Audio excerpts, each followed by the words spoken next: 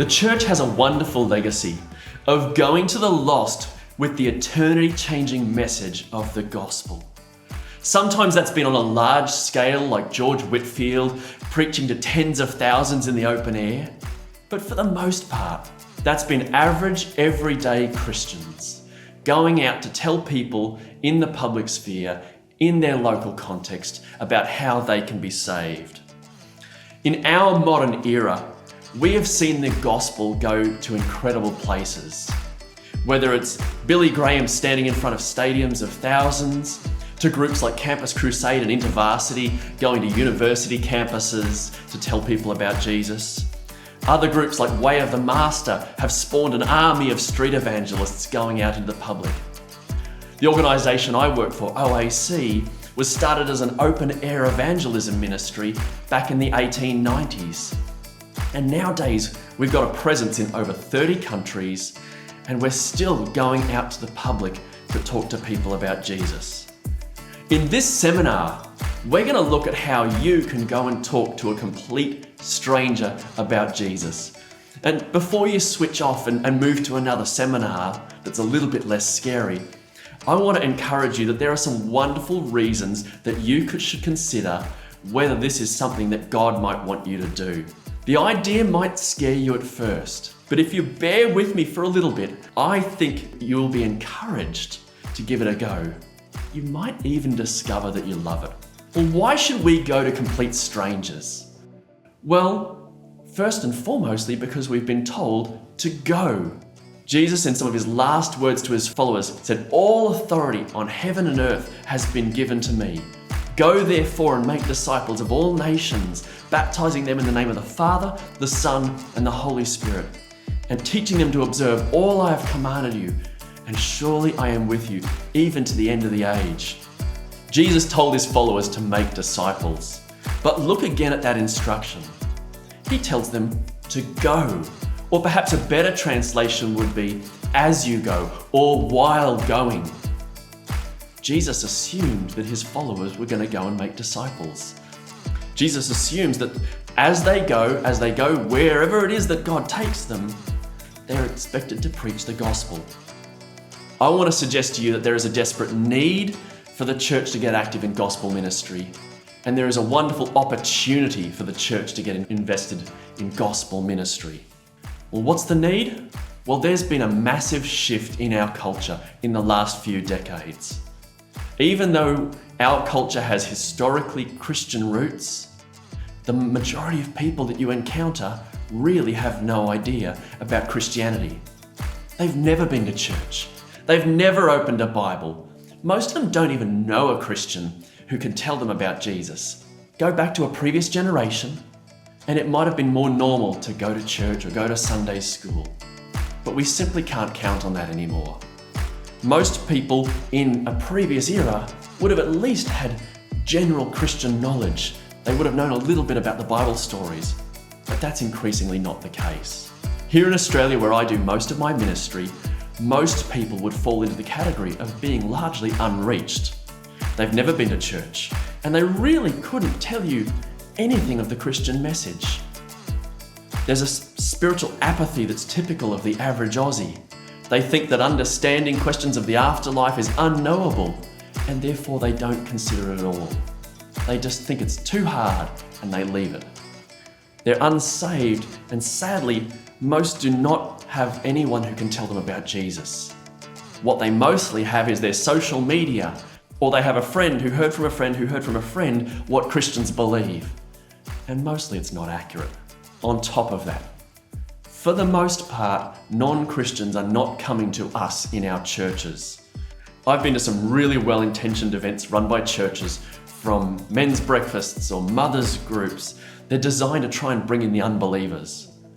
More often than not, those events are attended predominantly by Christians, and the odd non-Christian that might choose to come along to them soon quickly discovers they're the only non-Christian there. They feel like an outsider and they feel uncomfortable. It's also very rare for a non-Christian to wander into church as a first step. If they do come to church, it's usually because someone has already been talking to them about Jesus. There's a huge need to go to where non-Christians are, but I also want to encourage you that there's a couple of wonderful reasons why you should go. There's a big opportunity open. Cold contact evangelism, where you go to tell someone about the gospel, often gives more opportunities for evangelism than will come up in your day-to-day life, simply because you talk to more people. Because you're going to someone with the main reason of sharing Jesus, the conversation goes straight and to the point. You would probably talk to more people in a couple of hours of cold contact evangelism than you might talk to in an entire month of everyday life. Believe it or not, it's also safer than talking to someone you know. What holds you back from sharing the gospel with people that are close to you, with friends, family members, and relatives? Well, it's the knowledge that if that conversation really goes bad, you might damage the relationship, and so we tend to hold back with people that we know. On the other hand, talking to a complete stranger is safe, because if it really does go bad, you're probably never going to see them again. There's no relationship to be lost. Cold contact evangelism in the public square is also a wonderful learning environment. I can't come and stand beside you in your workplace or in a class at university and sit with you as you tell your friend about Jesus and provide backup and support. But going out to the street, you usually go as a team, which means you've got other Christians there with you doing the same thing. You can provide feedback and encouragement. It's a wonderful learning environment. You might just be surprised at how well it goes when you take a step of faith to speak to people about Jesus. You might find that people are more open than you think. You might be astonished that God would even use you to bring someone to faith. Are you convinced yet? Maybe now you see the benefit, but the thought of speaking to a complete stranger makes you really nervous, and I completely understand that. It's a very natural instinct to be scared the first time going out to talk to someone about Jesus. So I want to give you a few pointers to help you get past the fear. You'll be less nervous if you know what to do and what to expect when you do go. I'm going to focus on interpersonal evangelism rather than open-air preaching. I've seen some wonderful open-air preaching over the years and God has used it, but most of us are never going to have a go at that, and it's not for everyone. I want to help you talk to an individual, or maybe even just a couple or a small group out there on the street. So obviously in one seminar, I can't teach you everything about how to share your faith. I want to focus on just a couple of basic techniques that will help you engage with people in the public sphere. The first thing is to choose the right location. Choosing where to go and who to speak to can be critically important in getting evangelism off to a good start. There's little point going somewhere where no one has the time to stop and talk to you. If people are rushing past on their way to work or they're trying to do something else, you're probably going to get rejected. You need to try to find someone who has time to chat. Maybe they're reading a book or scrolling on their phone as we all do. Maybe they're strolling slowly through a park. City parks, squares, waterfront spaces and universities are some of my favourite places to go to find someone to speak to. You need to find somewhere where people have time to talk. Once you're in that space where people are, how are you going to start a conversation about Jesus? I want to teach two simple methods, and I use them both regularly. The first is to use a gospel tract. Well, what is a tract? It's a simple gospel tool that may range from a very summarized to a more in-depth explanation of the Christian message. And it's something someone can take with them when they leave. What makes a good tract? Well, firstly, it needs to be well written. The message needs to be theologically correct and not misrepresent the gospel or leave out crucial bits. All tracts are not created equal. It also needs to be understandable to someone who has no knowledge of Christianity. If the average non-Christian cannot understand the content of the text, it's not going to help them. I would suggest it also needs to be engaging and well written so that the person wants to keep reading it rather than throwing it in the bin as soon as they walk away. Secondly, it should be well produced. It should be designed to be attractive, professionally printed. Yes, it can be very cheap to produce something printed out on your laser printer at home, but it will look tacky and it will undercut the importance of what you're trying to say. The usual technique for handing out a tract is to walk up and say, "Hey, did you get one of these?" Or, "Have you seen one of these?" Maybe you walk around handing them out to people, or maybe you stand in one spot offering them to people passing by. It's really important to be completely honest if someone asks what you're trying to hand out, because we don't want to seem deceptive. I usually respond with something along the lines of, "Well, it's actually got a Christian message on it. It's asking us about what happens when we die." From there, I want to engage them in a spiritual question and use that to start the conversation. The second approach is to put the tract away and just start from a deep question.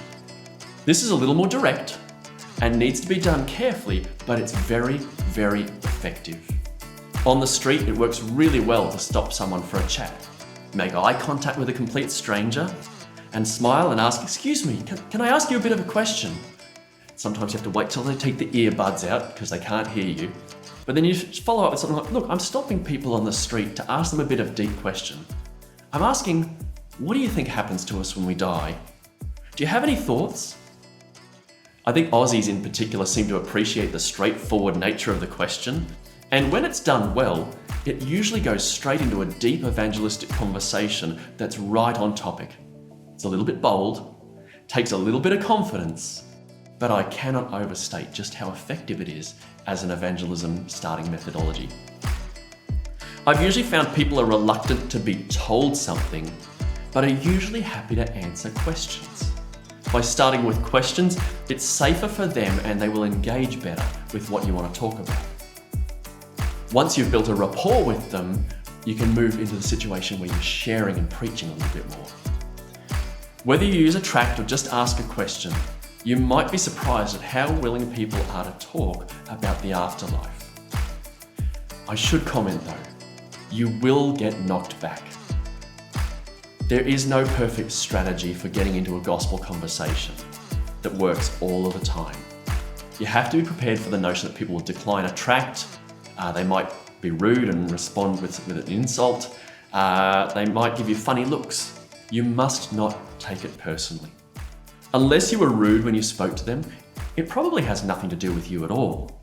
If you're trying to stop someone on the street, they might be in a hurry. It might be that they've had a bad day. Sometimes they know what you want to talk about, and they hate the idea of God. That might be a startling thing to hear, but we need to remember that the Bible says that our default state is that we're enemies of God. Romans 5:10 tells us that we used to be God's enemies. Colossians 1:21 tells us that we were once alienated and hostile in mind. Ephesians 2 says that we were following the enemy and that we were children of wrath. Especially when you're out in the public sphere. They don't know you. They've got no reason to hate you. If someone responds poorly, it's probably because they hate the God that you represent. It can be really hard, but you shouldn't take it personally. The best thing you can do is smile, wish them a good day, and move on to the next person. So once you've found your spot, and you've taken the brave step to hand out a tract or ask someone a question, we have to think about how we communicate. This is really crucial when you evangelize, not just on the street, but anywhere that you might talk to someone about Jesus. The challenge of a public space is that people are free to go or to tell you to go if they don't like what you're saying. If your approach is not appropriate, you may find that many of the opportunities get missed because of how you speak to people. Because we want people to hear the gospel, this is something we have to do well.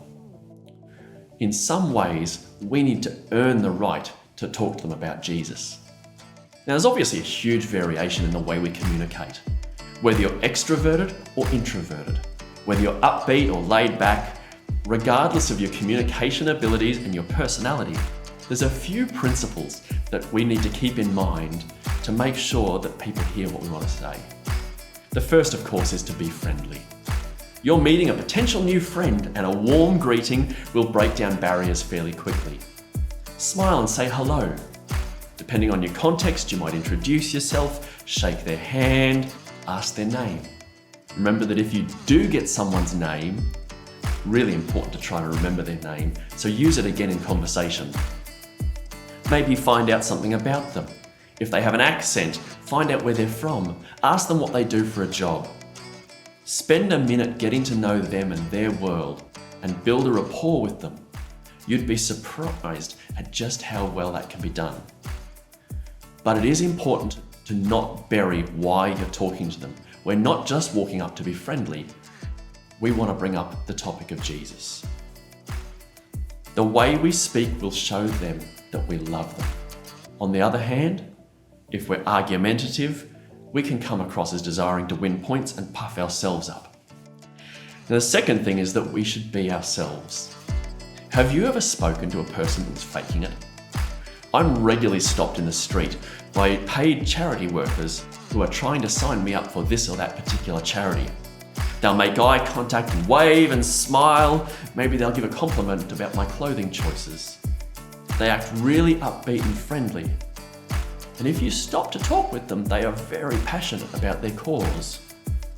But in most instances, it's really obvious that all of this is an act to try and get my name and credit card details on their bit of paper. They're doing it for a paycheck. And most people can see right through their initial friendly act, and they tend to avoid them. We don't ever want to come across as slick salespeople. Our friendliness towards people should never be an act. To be honest, most of us are not good enough actors to pull it off anyway. We have to be ourselves, and that means we have to ask God to help us love people so that we genuinely want to talk to them.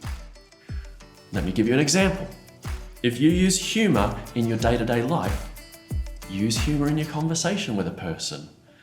If you're not normally someone that makes jokes, don't try it. If you try someone else's jokes, it'll come off as really forced and you'll sound a bit strange.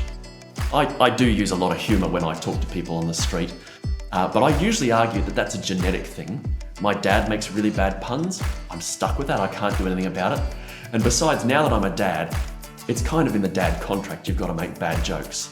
But if that's not you, don't try to use other people's jokes. It'll sound really strange. So be yourself. You should also try and practice good conversational technique. This is a tricky one because we all tend to monologue when we start doing evangelism. Yes, we have a message to convey and we want people to hear it, but we also want people to know that they're valued. That means not talking over the other person, it means listening carefully, and sometimes it means reflecting back to them what they've said, which is called active listening. Another thing we want to be very aware of is our own body language. We often underestimate just how important body language is in our conversations.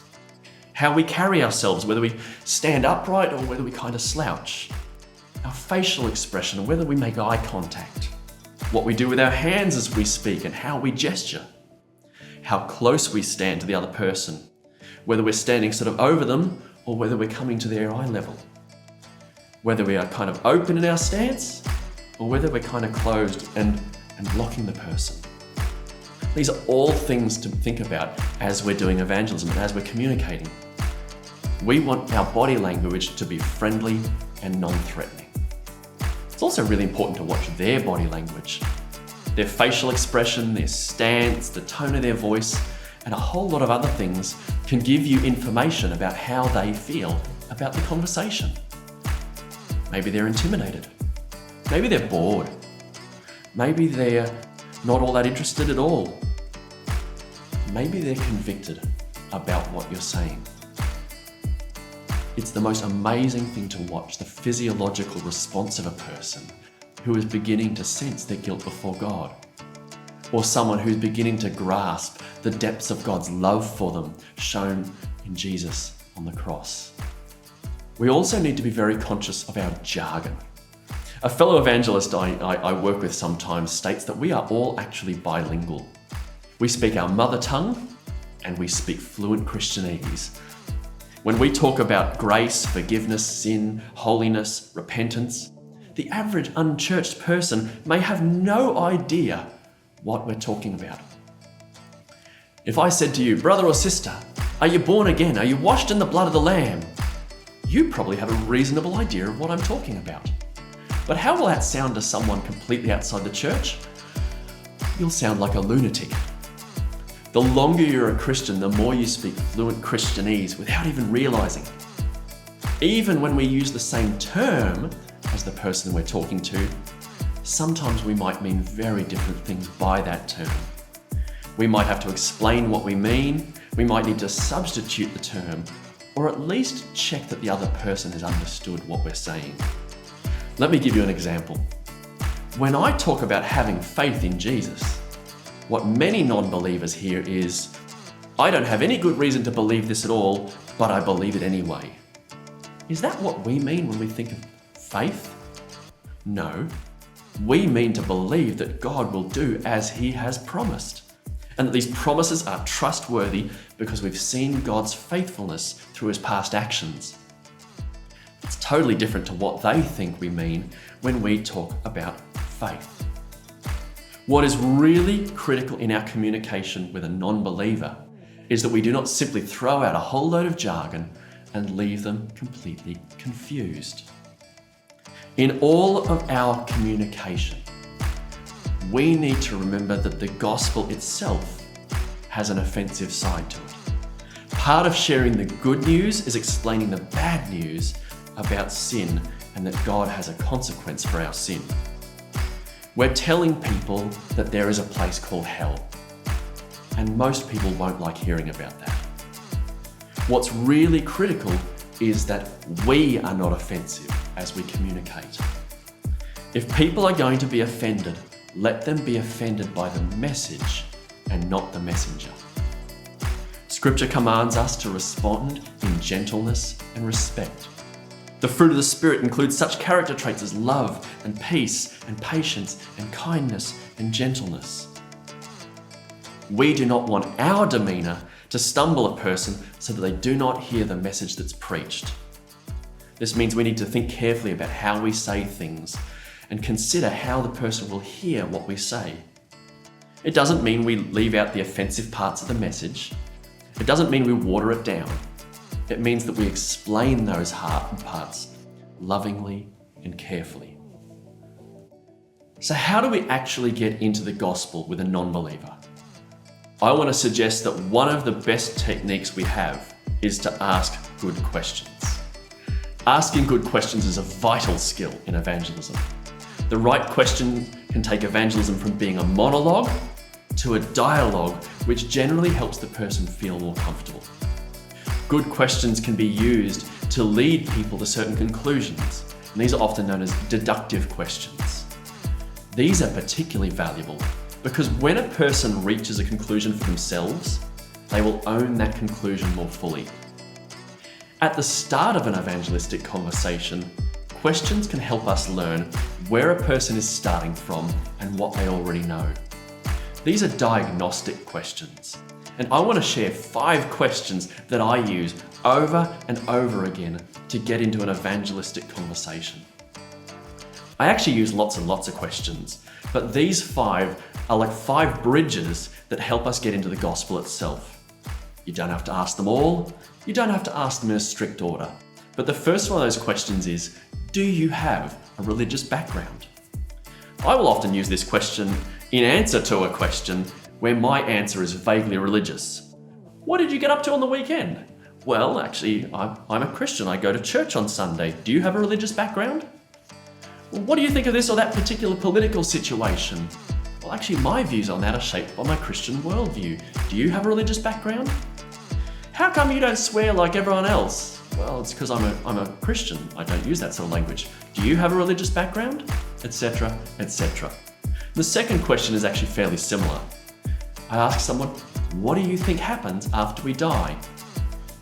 This is also a really good lead-out question, or you might use it as a follow-on from the previous one.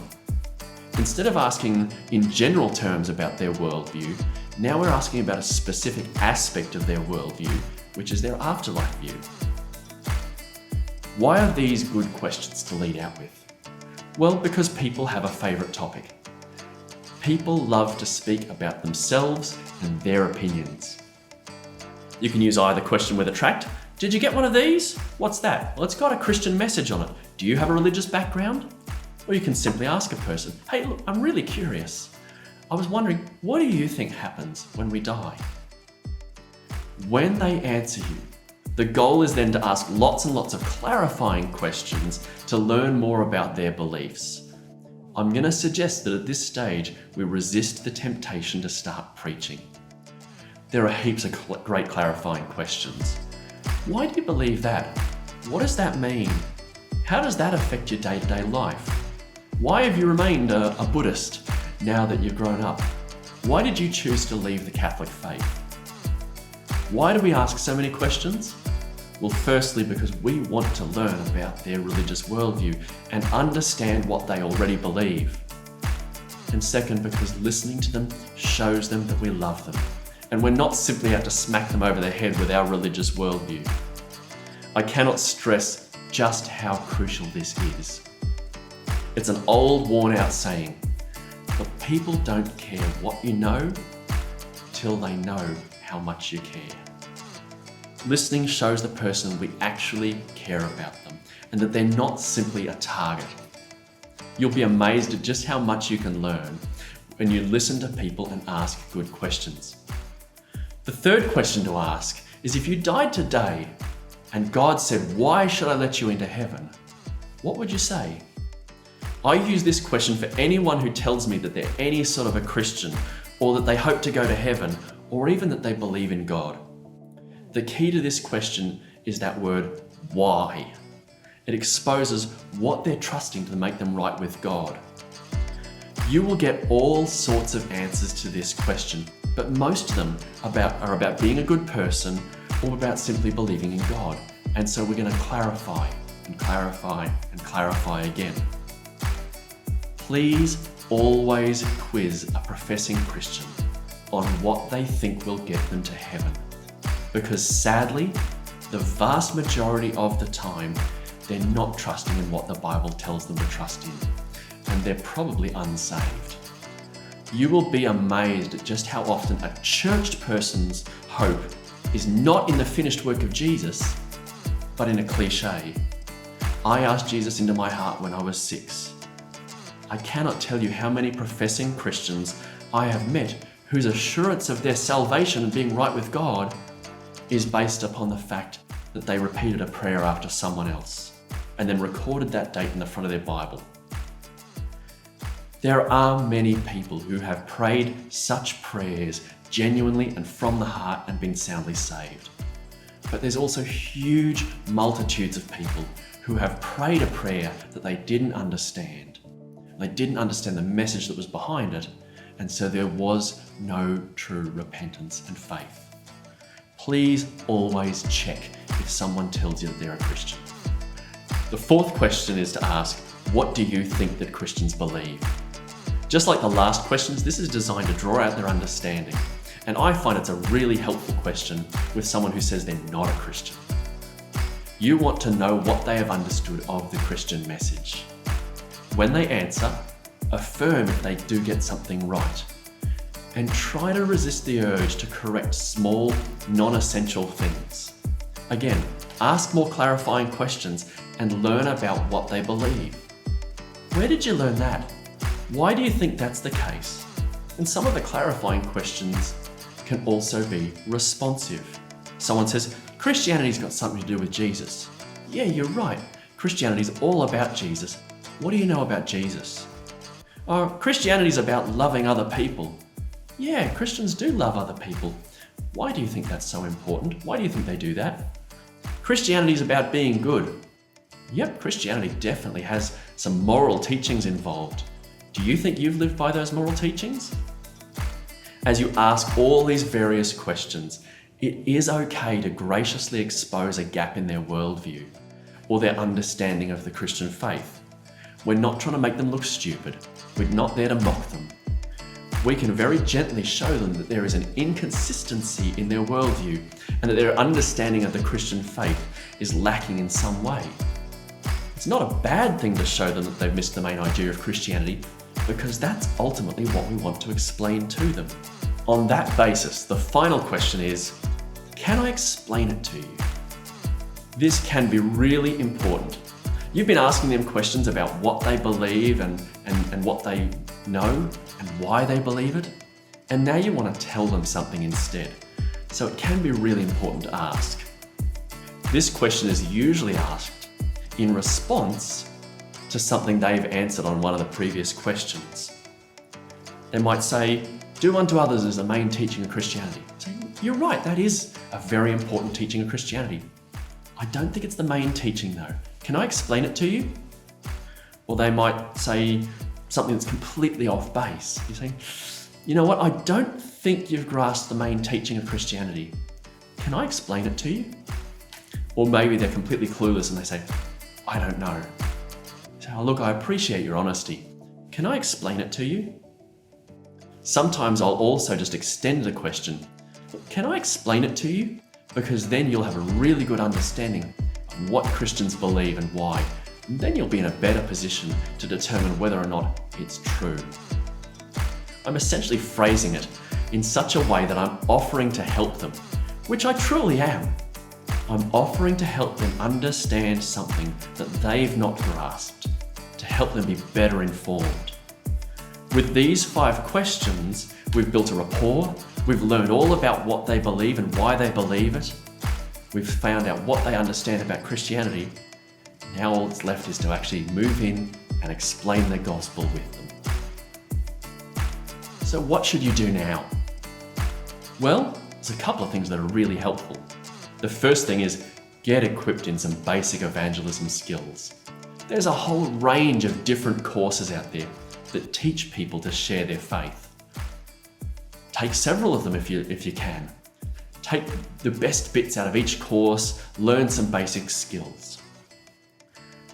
I think you should also pray for the lost. Pray that you would have a heart to love the people out there that you've not even met yet, so that when you're walking around, God is changing your heart towards those people. You're seeing them the way that Jesus did, as lost sheep without a shepherd. We should remember God's instruction in Matthew 28, that he has told us to go and make disciples of all nations. But while we're doing that, we should also remember the promise that's in that final verse, verse 20, where he says, and behold, I am with you always, even to the very end of the age. God bless you as you go out and tell people about Jesus.